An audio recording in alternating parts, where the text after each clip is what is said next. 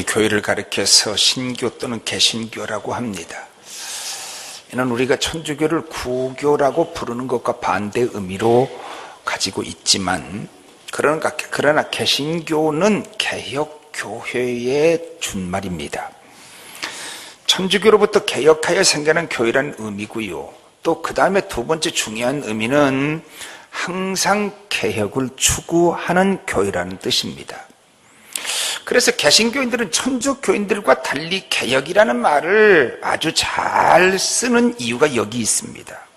요즘처럼 개혁해야 한다, 종교개혁이 필요하다, 한국교회는 다시 개혁으로 거듭나야 한다, 제2의 종교개혁이 있어야 되겠다라는 말을 우리는 요즘에 너무나 쉽게 들을 수 있습니다. 지금 한국 교회의 원인이 어디 있든 실제보다 부풀려졌든 적어졌든 상관없이 어두운 상황과, 그리고 더욱이나 종교개혁주의를 앞에 두고 개혁이라는 말이 홍수처럼 쏟아져 나오고 있습니다. 천주교라고 해서 개혁을 전혀 하지 않은 것도 아닙니다. 역사적으로 비록 우리 개신교의 종교개혁의 영향 속에 이루어진 건 분명하지만은 역사적으로 천주교도 개혁운동이 있긴 있었습니다. 그러나 천주교는 개혁이라는 말을 우리처럼 하지 못하는 이유는 그 개혁의 대상이 그러면 교황이나 심지어 교황청이나 그리고 천주교라는 생각을 하지 않기 때문이고, 또 하지 못하게 하기 위함입니다. 오히려 천주교 측면에서 보면 종교개혁은 이단들에 의한 반란이었습니다. 죽구교, 죽천주교 입장에서 본 교회개혁은 그리스도의 지상 대리자, 무호한 지상 대리자라는 교황에 의하여 이루어진 절대적 교권에 도전한 이단들의 대대적 반역 행위였던 것입니다.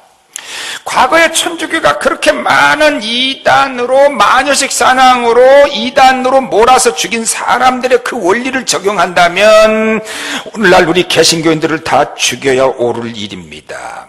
그렇게 희생된 사람 중에 하나가 바로 종교개혁자 존 후스입니다. 그는 종교개혁을 하다가 이단자로 천주교에 의하여 화형당하여 죽었습니다. 제가 그분의 동상 앞에 설 때 만감이 교차를 했습니다. 개신교는 항상 개혁을 추구하는 교회입니다. 쉬지 않고 개혁을 해야 하고 개혁을 추구해야 하는 것이 인간이고, 또 인간이 모여있는 교회라는 점입니다. 우리 주변에 어떤 사람이 참 고상한 사람인데 다음에 천하고 추한 사람이 되고, 처음에는 아주 애국자였는데 매국노가 되고, 존경받는 사람이었는데 한없이 천하고 추한 사람으로 변질되어버린 사람들을 보는데, 그것은 왜 그렇습니까? 자기 개혁을 하지 않고 항상 개혁을 하지 않은 결과임에 틀림이 없습니다. 오늘은 종교개혁주일입니다. 제가 볼 때 종교개혁주일에 설교를 준비하면서 내년에는 좀 조직적으로 설교를 해야 되겠다, 그런 생각이 들었는데요, 세 가지 주제가 중요해요. 첫째는 무엇을 개혁해야 하느냐, 둘째는 누가 개혁해야 하느냐, 그리고 셋째는 어떻게 개혁해야 하느냐 하는 문제가 대두됐는데, 내년에는 그렇게 해보도록 하려고 합니다. 개혁이라는 말은 요즘에 세상에서도 아주 유행입니다. 정치개혁, 경제개혁, 교육개혁, 법률개혁 등등 모조리 개혁입니다. 그러다 보니까 개혁이 무엇이고 개혁은 누가 해야 되고 어떻게 해야 되는지조차 구별하기가 어렵고, 심지어 개혁 피로 증후군에 시달리고 있다는 말도 합니다. 개혁을 개혁해야 하는 시대같이 느껴지니 도대체 무엇이 개혁인지 구별하기가 어렵게 됐습니다. 오늘 참된 개혁이 무엇인가를 생각해 보겠습니다. 첫째, 참된 개혁은 자기 개혁입니다. 타락한 인간은 모든 것에서 자기중심적입니다. 그러면서 그것을 객관적으로 말하니까 차라리 정직하게 내 생각이다, 내 생각일 뿐이다, 그러면 상당히 정직합니다. 그러면서도 모든 걸 객관적으로 표현합니다. 선과 악의 구별도 자기 방법이고 문제 해결 방법도 자기중심적입니다. 그래서 개혁도 자기중심적 개혁을 주장합니다. 여당이 야당되고 야당이 여당되면 각각 입장이 하루아침에 바뀌더라고. 여당은 늘 안정을 주장하고 야당은 항상 개혁을 주장하는 게 상례입니다. 가진 자는 언제나 안정을 말하고 가지지 못한 자는 개혁이든 혁명이든 누가 콱 뒤집어 엎어주기를 바랍니다. 재벌들은 우리나라 현재 법이 좌파 노동자들의 영향으로 마치 노동자에게만 이롭게 된 빨갱이 법이라도 되는 것처럼 주장할 때가 있고요. 노동자들이 말하는 것은 우리나라는 모두가 다 세법이나 노동법이 거의가 다 가진 자, 기득권을 가진 자들을 위해서 부자들만을 위한 것이라고 비판을 합니다. 그래서 투쟁을 해야 한다는 것입니다. 이는 교회도 마찬가지라고 보여집니다. 가진 자 대형교회 목사님들은 개혁에 대하여 가능하면 말하지 않으려고 하고 해도 아주 소극적으로 하는 것을 보았습니다. 그러나 작은 교회에서 설교하는 목사님들은 죽을 똥 살 똥 개혁을 외쳐대는 것을 볼 수 있습니다. 제가 종교개혁에 대한 많은 글들과 그리고 특별히 종교개혁에 대한 설교를 읽으면서 느낀 점이 하나 있는데 뭔가 하면 개혁도 자기중심적이구나 하는 생각이 많이 들었습니다. 자기가 하고 있는 프로그램과 자기가 하고 있는 예배와 자기 교회가 하고 있는 일들을 개혁의 옷을 입혀서 정당화하고 있더라는 점입니다. 종종 개혁을 외치는 사람들 중에 자기 불평을 개혁이란 이름으로 포장을 해서 외치는 경우를 봅니다. 또 심지어 개혁을 외치는 사람 중에는 자격조차 없는 온갖 죄를 다 짓고 다니는 그런 사람들이 개혁을 외치는 경우도 있습니다. 정치인들 중에 나라를 위해서 일하지 않는다는 사람이 한 사람도 없는데 놀랍게도 정치인들 중에 전과자가 너무 많은 것과 같습니다. 이들은 다른 사람을 공격하고 비판하는 것, 그것이 개혁인 줄로 생각을 하는 것 같습니다. 그러나 그것은 진정한 개혁이 아닙니다. 그것은 혁명일 것입니다. 개혁자는 우선 자기 개혁부터 철저히 해야 합니다. 언제나도 됐다고 할 때는 이 지상에 없습니다. 오히려 됐다고 생각될 때가 위험한 때고 그때가 개혁해야 될 때입니다. 자기 개혁을 외면한 개혁은 진정한 개혁이 아닙니다. 그것은 불평이고요. 개혁은 절대 불평꾼의 불평물이 아닙니다. 자기 개혁은 하지도 않고 개혁을 외치는 사람은 개혁하지 못하게 하려고 하는 악한 수구 세력보다도 훨씬 더 악합니다. 개혁이란 이름으로 모든 것을 오히려 파괴만 일삼기 때문입니다. 생각해 보십시오. 개혁자가 죄를 미워하고 죄를 고치려고 한다면 이 부조리한 법과 부조리한 사회와 모든 것들은 어디서 왔느냐? 죄 때문에 왔습니다. 그렇다면 그 죄가 네 죄든 내 죄든 그것이 부모의 죄든 누구든 그 죄를 미워하고 그 죄를 회개케 하고 그 죄를 해결해야 하는 거 아니겠어요? 프로테스탄트란 말은 저항하는 자를 의미하는데 우리는 언제 어디서나 잘못된 것들에 대하여 항상 저항해야 합니다. 그것이 진정한 개혁자입니다. 그것이 내 부모라도 내 자녀라도 나와 친한 사람이라도 심지어 나와 이해관계가 있더라도 아니 나 자신이라도 똑같이 저항해야 할 겁니다. 진정한 개혁자는 자기 속의 죄와도 싸우지 않을 수가 없습니다. 아니 내 죄보다는 오히려 내 죄를 더 미워해야 하는 것 아닌가요? 왜냐하면 내 죄에 대한 책임은 내게 있고 내 죄에 대한 책임은 내게 있기 때문이지요. 자기는 아무것도 안 하면서 남에게는 이러쿵저러쿵 하는 것은요 가스로운 일입니다. 위선이요 거짓이요 오히려 아주 악한 사람입니다. 기도도 전혀 안 하고 봉사도 아무것도 안 하고 자기는 10도 안 하면서 마치 천만을 비판하는 사람들이 종종 있거든요. 그건 정말로 안 됩니다. 개혁자에게 제일 먼저 요청되는 게 있다면 정직입니다. 거짓된 사람은 어떤 형태로도 하나님께 쓰임받을 수 없습니다. 그가 애국자든 그가 사회사업가든 하나님의 종이든 목사든 장로든 가장 기본은 정직입니다. 굽고 휘고 삐뚤어진 사람이 개혁을 외치는 것은 개혁을 구분 자기를 합리화하기 위함이고 자기 이름을 내기 위한 수단에 불과한 것입니다. 이런 사람은 자기 이해에 의해 움직이기 때문에 아무리 개혁을 연하여도 개혁자의 탈을 쓴 오히려 개혁의 대상자일 뿐입니다. 예레미야 6장 16절에 답이 있어요. 한번 읽어보지요. 시작. 여호와께서 이와 같이 말씀하시되 너희는 길에 서서 보며 옛적 길 곧 선한 길이 어디인지 알아보고 그리로 가라. 너희 심령이 평강을 얻으리라. 선한 길이 어디에 있는지를 알고요, 꼭 그 길로 가야지요. 때로는 내가 좀 마음으로는 이게 선한 길이라고 생각을 하고 있으면서도 그것이 객관적으로 틀렸다고 하더라도 그래도 정직하게 그 길로 가는 사람은 그래도 길이 있고 진리를 발견하지만 내 마음속에 사실은 뻔히 알면서 탈만 쓰고 있지, 자기 이익을 위해서 개혁자로 자처하는 이 악한 사람들을 경계해야 합니다.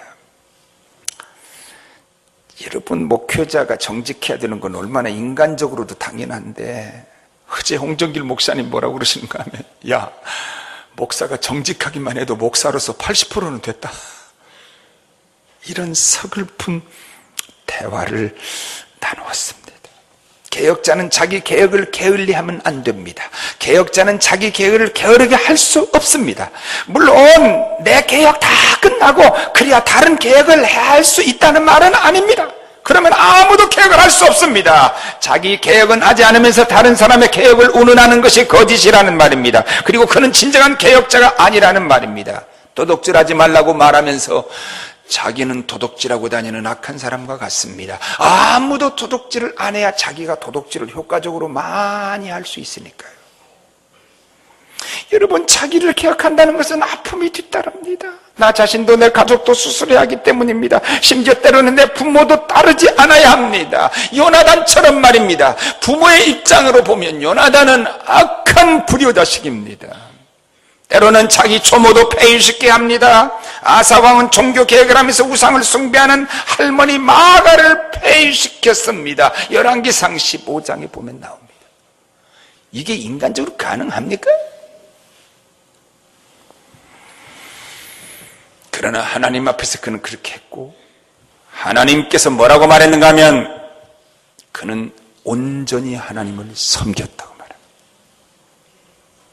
온전히 하나님을 섬길 때만 가능한 겁니다. 설교는 대부분 40년을 사는데 한번 겪어서 해야 될 일을 하면 30년을 더 살아서 70년까지 산답니다. 40년쯤 살면 발톱이 노화돼서 사냥을 못하고 부리가 길게 자라서 먹이를 잡을 수가 없게 되고요, 털들은 깃털은 자라가지고 무거워서 날릴 수가 없다는 겁니다. 이대로 그냥 40년만 살고 죽을 것이냐, 새로 한번 거듭나고 태어나서 30년을 더 살 것이냐를 결단해야 한다는 겁니다. 30년을 더 살기로 결단을 내려서 새로 태어나려면 약 5개월 이상간의 긴 수행길을 걸어야 하는데, 높은 산의 절벽에 둥지를 들고 수행을 시작하는데, 변화와 도전을 선택한 설교는 바위산으로 날아가서 둥지를 들고 먼저 자신의 풀이로 바위를 계속 쪼아대서 낡고 구부러진 풀이가 다 깨어져 없어질 때까지 쪼아버리고 나면 그 다음에 새 뿌리가 난다는 겁니다. 그런 후에 새로 나온 뿌리로 한때 자랑스러운 발톱을 스스로 하나씩 뽑아내야 한다는 겁니다. 그렇게 낡은 밭을 뽑아내면 새로워진 발톱이 나와야 그것으로 사냥을 합니다. 마지막으로 새 깃털이 나도록 무거운 깃털을 하나씩 다 뽑아내야 합니다. 그렇게 생사를 건 130여 일의 결단이 있은 후에 솔개는 새로운 30년을 더 살게 된다는 것입니다. 그래서 진정한 개혁에는 항상 회개가 있어야 하고 있을 수밖에 없습니다. 자기 몸에서 나는 악취, 자신의 썩어 빠진 것, 부끄러운 것, 자기의 벌거벗은 것을 아파하고 뽑아내야 합니다. 잘난 척 안 하고 나는 의롭고 나는 거룩하고 나는 완전하고 나는 문제가 없다고 생각하는 그것을 뽑아내야 합니다. 하나님 앞에 내 자신을 내어놓고 치료하는 것이 우선되지 않으면 시작은 진짜 개혁자로 시작을 했어도 마지막에는 부패한 사람이 되고 마는 겁니다. 세상에 어둠만을 탓하지 말고 내가 먼저 작은 촛불이 되라는 말이 있습니다. 깨끗한 세상을 만드는 최초의 최고의 행위는 내가 먼저 깨끗해지는 겁니다. 남을 채는 잣대로 나를 채면 정직한 사람입니다. 남에게 들이대는 날카로운 칼로 나 자신을 찌르면 그 사람은 정직한 사람입니다. 내가 먼저 개혁되어지고 내가 먼저 갱신되어지고 내가 먼저 결단하고 내가 성화되고 내가 자랑스러운 하나님의 자녀가 될 때 내 주변에 진정한 개혁의 바람이 일어나는 줄 믿습니다.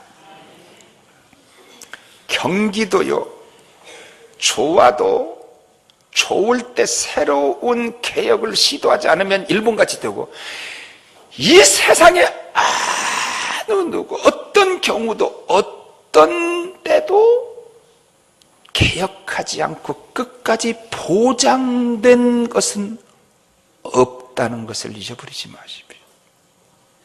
아무리 오늘 사랑해도 결단하지 않으면 그 사랑이 계속 유지되는 게 아닙니다. 오늘 진실했어도 개혁 없이는 그 진실이 발전하지 못하는 거예요. 두 번째 참된 개혁은 마음의 개혁입니다.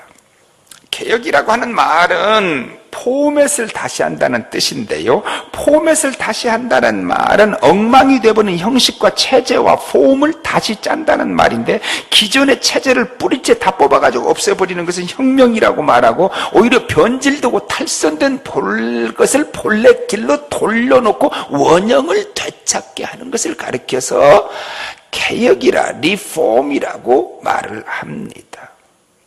다시 형성하는 거가 리폼. 그러나 이 모든 것에 전제가 있습니다. 반드시 마음의 개혁이 돼야 한다는 겁니다. 개혁은 마음으로부터 나와야 하지만 또한 마음을 목표로 해야 한다는 말입니다. 마음으로부터 나오지 않는 어떤 선도 어떤 말도 오히려 더 위선이 더 무서운 것처럼 가짜요 큰 함정이 됩니다. 그리고 마음을 목표로 하지 않으면 결과는 가짜가 되고 맙니다. 아사 왕과 요시야 왕과 히스기야 왕처럼 종교개혁을 철저한 경우는 없었습니다. 이토록 철저한 종교개혁자들이 있음에도 왜 기울어져가는 남왕주 유다를 붙잡지 못하고 결국은 망하고 말았느냐? 바벨론에게 마음의 개혁이 안 됐기 때문입니다. 형식은 무서운 개혁을 했는데 마음은 멀었습니다. 그러다 보니 히스기야 경우는 아들놈 하나도 개혁이 안 되니, 아들이 아버지가 잘했어도 5년 안에도 뒤집어엎기 쉬운데 50년이 넘게 왕생활을 하면서 철저히 다 뒤집어 엎어버리고 만 겁니다. 바울의 말입니다.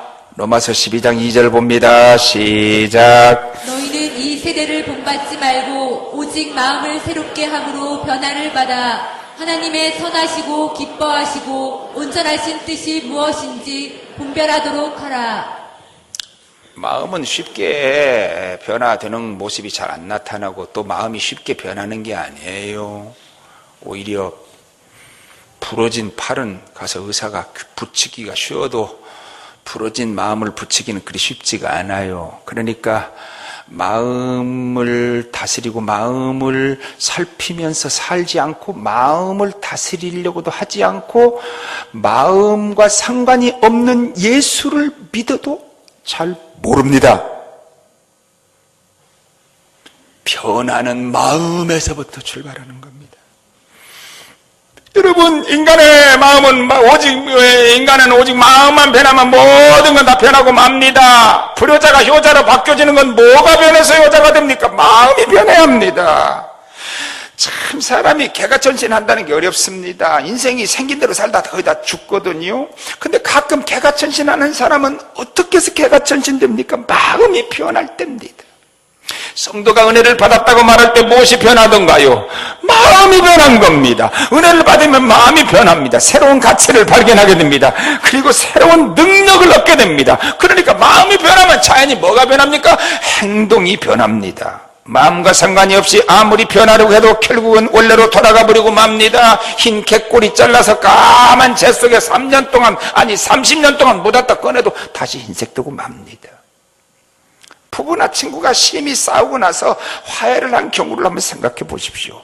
그분들이 전에 와서 화해하기 이전에 가졌던 객관적인 문제가 오늘 여기서 화해를 했다고 해서 변하는 건 아니잖아. 뭐가 변해? 아무것도 변한 게 없지. 그대로 상존한 객관적인 문제를 안고 문제가 돼서 찾아왔을 뿐인데, 그 자리에서 서로 눈물을 흘리고 화해하고 나서 서로 사랑의 관계가 되는 것은 뭐가 변했지요? 오직 마음밖에 변한 게 없어요. 깨닫지 못한 걸 깨닫고, 보지 못한 걸 보고, 듣지 못한 걸 들었기 때문에 변한 거 아닌가요? 마음만 변해도 삶이 기름지고, 마음만 변해도 인생 자체가 달라져 기쁨과 환희가 넘치는 겁니다. 마음의 개혁이 진정한 개혁입니다. 어떻게 이 마음이 변할까요? 어떻게 마음을 변하게 할 수 있을까요? 운전대는 내가 꺾는 쪽으로 갑니다. 자동차는 브레이크를 밟으면 스겨져 있고 엑셀레이터를 밟으면 자동차 빨리 갑니다. 근데 마음은 내가 주인인데 내 마음을 내 마음대로 안 됩니다. 네 마음대로 되느냐? 안 됩니다. 하이타이로 닦아낼까? 선교사가 비누를 한 박스를 주어서 사람들에게 주었는데 비누가 없다가 구한 말 비누를 받은 사람들이 그냥 이게 거품이 나면서 이게 손이 깨끗이 씻어지니까 참 기가 막히거든. 이걸 받아든 한 사람이 독립운동가였고 YMCA의 기틀을 잡았던 산파 역할을 했던 월남 이상재 선생님이 참된 크리스찬이었죠. 그가 비누를 칼로 깎아가지고 그걸 물로 먹으니까 여보게 이 사람아 그건 때를 씻는 물건이지 먹는 물건이 아닐세. 그때 이상재 선생님이 하는 말이 알다마다요, 여러분은 이것으로 얼굴의 때만 씻으려고 하지만 나는 좀 뱃속의 때도 씻어볼까 합니다. 많은 여운을 그들에게 남겼다고 합니다.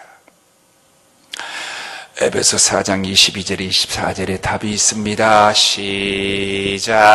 너희는 유혹의 욕심을 따라 썩어져가는 구습을 따르는 옛사람을 벗어버리고 오직 너희의 심령이 새롭게 되어 하나님을 따라 의와 진리의 거룩함으로 지으심을 받은 새 사람을 입으라. 제가 보니까 깡패도 은혜 받으니까 편하고요, 강도도 은혜 받으니까 성자가 되더라고. 유혹의 늪에서 허우적거려 보십시오. 더 깊이 빠져갈 뿐 헤어나지 못합니다. 마음을 변화시켜 주시는 하나님께 내 마음을 드리십시오. 성령께서 우리를 치유하시면 새 마음으로 변할 줄 믿습니다. 세 번째 참된 개혁은 인간 개혁입니다. 인간은 개혁을 조금만 게으려면 타락하는 이유는 인간의 본성 자체가 타락했기 때문입니다. 가만히 두어도 죄를 향해 가는 게 인간입니다. 가만히 앉아 있어도 사랑할 수 있는 건 아닙니다. 가만히 있는데 사랑이 생기는 게 아니고 미움이 생깁니다. 가만히 있어서 성자가 되지 못합니다. 가만히 있으면 정욕으로 빠져갑니다. 나는 노를 젓지 않고 가만히 있어도 배는 저 바다로 흘러갑니다. 교회는 타락한 인간들이 모인 단체거든요. 그래서 교회도 개혁을 소홀히 하면 부패의 온상이 되고 맙니다. 부패한 인간은 거룩한 하나님의 성전조차 강도의 구렬로 만들고 마는 악한 인간입니다. 종교인이 타락하면 세상 사람보다 훨씬 더 악합니다. 여러분, 세상들이 얼마나 악했으면 예수님께서 너희가 강도의 구례를 만들다고 독사의 자식들이라고 회칠한 무덤이라고 했겠습니까? 이안 버레이라는 영국의 목사가 부흥과 부흥주의에 대한 책에서 오늘의 교회 문제는 교회 안에 성도들과 세속적인 사람들이 섞여 있기 때문이라고 지적합니다. 세상 사람들 좋게 하려고, 세상 사람들 비유 맞추려고, 거기에 맞는 설교하고 또 거기에 맞추려고 프로그램을 개발하다 보니까 교회가 넘어가지 못할 선을 자꾸 넘어서 거룩성을 잃어간다는 겁니다. 옛날에는 교회가 좀 높은 언덕에 지어서 그래서 걸어 올라가야 이게 교회 모습이었는데, 요즘에는 언덕에 있는 교회는 망합니다. 교회는 길가에 있어야 좋지, 언덕에 있는 교회는 다 망합니다. 여러분, 교회가 아무도 없으면 타락할 것도 없어, 개혁할 것도 없어. 사람이 없는데 뭘 개혁해. 애기가 없는 집은 가니까 깨끗하더구만, 치울 것도 없이. 교회가 아무도 없는데 뭘.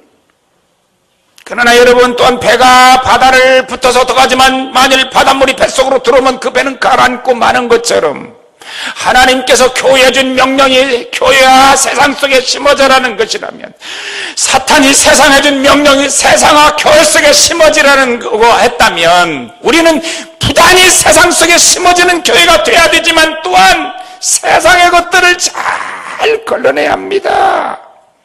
사람이 아무리 많아도 항상 깨끗하게 지키고, 그래서 개혁해야 한다는 겁니다. 조금만 내버려 두면 교회가 타락하게 됩니다. 교회를 개혁하는 주체는 누구지요? 목사인 저와 여러분입니다. 어쩔 수 없이, 특별히 우리 장로교회는 교회 개혁은 목사와 장로가 주체이고 가장 대상도 목사와 장로라는 생각을 합니다. 언제나 어디서나 집중된 특권이 없어져야 합니다. 이번에도 세습 방지법을 우리 교단이 그렇게 멋지게 만들게 될 때 나는 아쉬운 점은, 몇몇 대형교회 목사님께서 스스로 하지 않겠다고 했으면 얼마나 좋았을까. 그러면은 한국교회가 살아나고 그분들은 이 시대의 영웅이 됐을 겁니다. 근데 이상하더라고, 그렇게 못하더라고요. 그렇지 않아도 엄청난 것을 누리고 살았으면서 안 되는 모양이야. 어떻게든 법을 통과시키지 않으려고 온갖 노력을 다 하더라고요. 저를 포함해서 목사와 장로만 스스로 기독권을 포기하면 한국교회가 살아날 겁니다. 개혁의 주체가 저와 여러분이고 개혁의 대상도 바로 저와 여러분이라는 걸 잊어버리지 마세요. 모든 것은 사람만 변하면 됩니다. 제도를 바꾸고 법을 고치고 해도 사람이 바뀌지 않으면 개혁도 변화도 없는 겁니다. 우리가 성령으로 변하면 교회가 변하고, 교회가 변하면 사회가 변하고, 사회가 변하면 나라와 민족이 변합니다. 성도가 변하여 이룬 교회는 세상을 살리는 능력 있는 교회가 됩니다. 믿습니까? 믿읍시다. 우리 교회가 그런 교회 되기를 바랍니다. 마지막 참된 개혁은 교회의 개혁입니다. 우리는 이 종교개혁으로 말하지만 엄밀히 말해서 종교개혁이 아니고 교회개혁이라고 해야 맞다는 겁니다. 옛날에는 종교개혁사를 초기 선교사들이 문서에 뭐라고 썼는가 하면 교회갱정사다 이렇게 이름을 붙였어요. 칼빈이 끊임없이 주장하는 내용은 뭔지 아세요? 끊임없이 개혁하는 교회였습니다. 끊임없이 개혁해야 된다는 겁니다. 교회가 끊임없이 개혁한다는 건 무엇입니까? 우리가 비록 천주교로부터 개혁을 했습니다. 개혁이 그리고 성공적으로 이루어졌습니다. 부분적이지만, 그러나 우리는 또 그것으로 개혁이 끝난 게 아니고 계속해서 개혁을 게을리해서는 안 되고 개혁해야 된다는 겁니다. 그렇지 않으면 다시 교회가 천주교와 같이 부패해 버린다는 겁니다. 드디어 우리 한국교회는 선교 100년을 넘었습니다. 이 100년 동안에 받은 위로는 말할 수가 없습니다. 이것은 지구 역사에 이렇게 은혜 받은 교회는 없었습니다. 우리는 이걸 감사해야 됩니다. 이것을 잘 지켜야 됩니다. 근데 1세기를 넘으면 진정한 교회 개혁이 가장 필요한 때가 된다는 겁니다. 우리는 천주교가 부패했다고 개혁을 해서 개혁교회가 됐는데 이제는 우리가 개혁의 대상이 돼간다는 말입니까?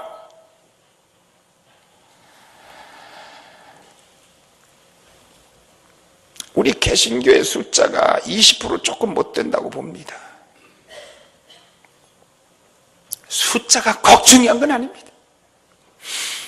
근데 놀라운 건 상류층의 기독교인의 숫자는 42%가 넘습니다. 곱이 넘습니다. 42%? 정치인들의 50%가 기독교인.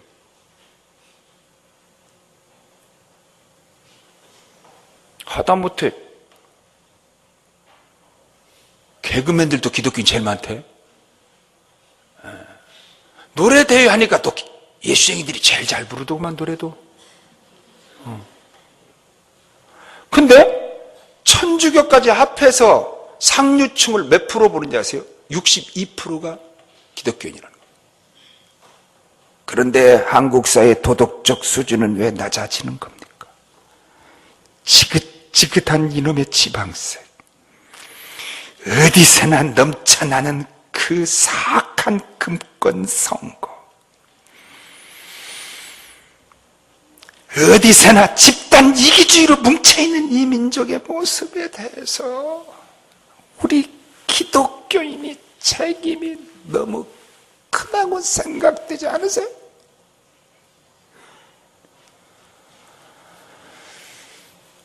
아이고, 이렇게 좀 모이면 어떤 사람은요, 그냥 교단의식, 교권의식, 자기 이익에 위해서 환멸스러워.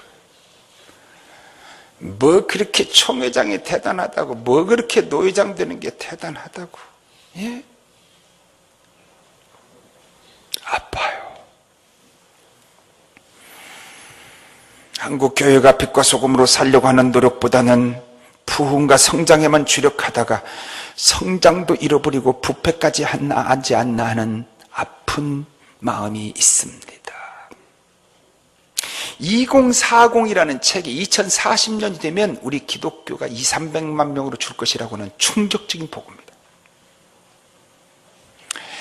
모든 종교 개혁자들이 종교 개혁을 할 때 시대적 상황은 매우 복잡했습니다. 정치적, 경제적 상황은 아주 복잡합니다. 루터 때도, 칼빈 때도, 낙스 때도. 그런데 이 모든 경제적 요소와 정치적 요소와 이런 것들이 개혁을 하도록 학문적인 바탕과 이런 것들이 숙성됐다고 표현을 해. 숙성. 김치를 담그면 숙성해야 먹을 거 아니겠어? 그래서 종교 계획을 낳았는데, 종교 계획은 하나님께서 인류 역사에 주신 가장 큰 선물 중에 하나라는 겁니다.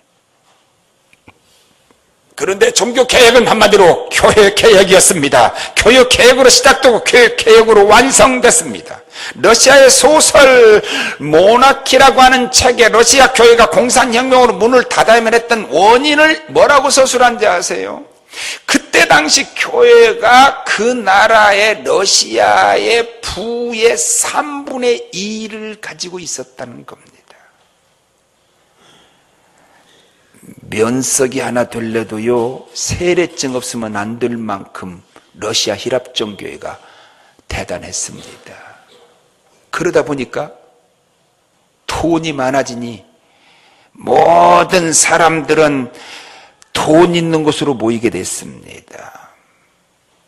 볼세키 혁명이 일어나자 하루아침에 교회는 문을 닫고 사제들을 길거리에 놓고 그냥 재판도 하지 않은 채 처형해 죽였습니다.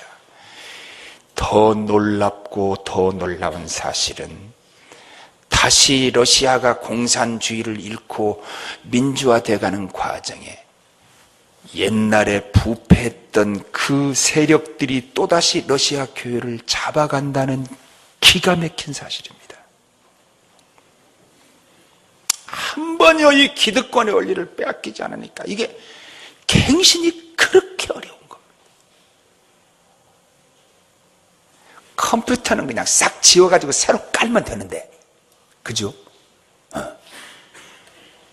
저 어렸을 때는요, 고기를 안 먹고 맨 그 문식을 균형 있게 못 먹고 채소만 많이 먹다 보니까 그냥 위장병 환자들이 이렇게 많았어요. 위장병 환자는요, 채소만 많이 먹고 생긴 위장병 환자는 고기를 먹으면 낫고, 고기 먹고 위장병 생긴 사람은 채소를 먹으면 낫는데, 진짜요.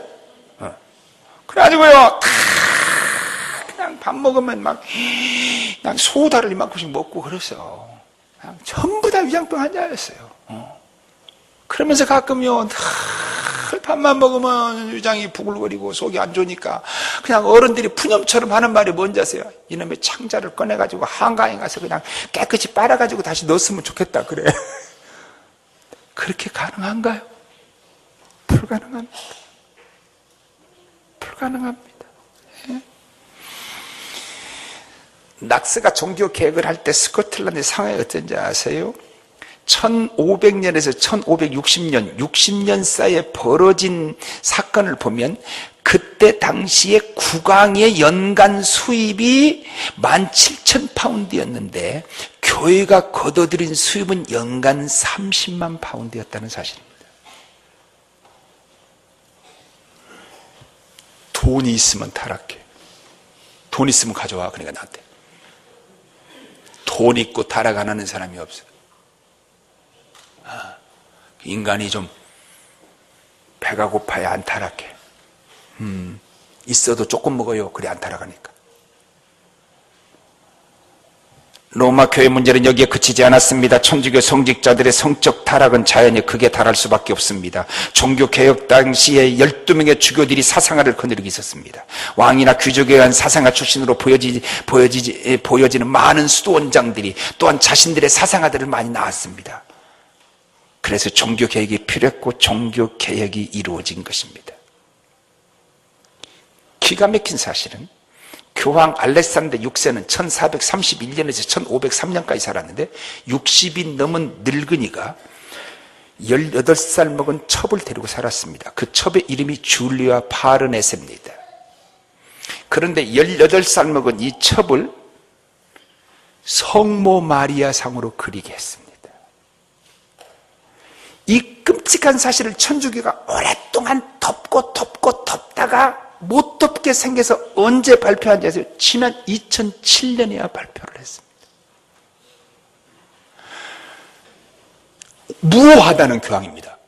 그들은 교황을 무오소를 주장합니다. 이게 교황이 한번 왔다 가면 천주교가 폭발해요.